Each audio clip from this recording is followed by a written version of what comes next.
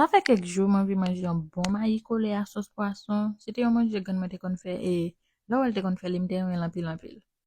Pas fanatique maïs à 100%, mais maïs, sauce pois noir avec légumes, c'est un bagage moi en pile. L'autre façon moi maïs, c'est maïs collé ensemble avec sauce ragoût. Et m'te reme maïs à joumou tout, mais maïs à joumou, m'pa connait si kay tout moun yo te kon fè li, m'pa connait si la kay nou yo te kon fè maïs comme ça, maïs avec joumou et puis mettez un bon piment là-dedans. Après ça, m'ba nan maïs. Là, m'songe gan moi, m'fait manger ou elle te kon fè pour moi. Et là, m'chita pour manger ça, est-ce que n'a quoi me dit comme ça, moi senti m'gon reconnexion ensemble avec.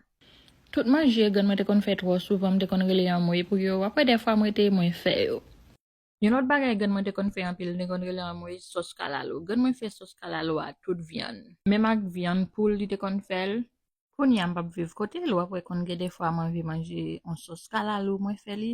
Chaque 3 mois mba gen problème. Mayi an tou, chaque 2 mois, chaque 3 mois map manje.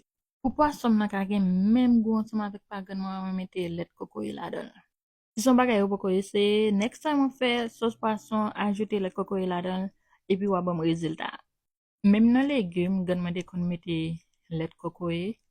Lait cocoye bay tout manger bon goût. Même on moun connaît même du riz blanc la fait limite lait cocoye là dans ma besoin de ça. M'étais tellement satisfait ensemble avec manger à pendant petit tabac manger là ouais c'est comme si c'est gan moi qui bon mon hog. M'étais voyé photo maïs ça bay gan moi et puis m'a dit comme ça j'aime songer manger le kon fait pour moi yo. Et puis gan moi son moun tout le jour fait me songer li songer manger me kon fait pour lui.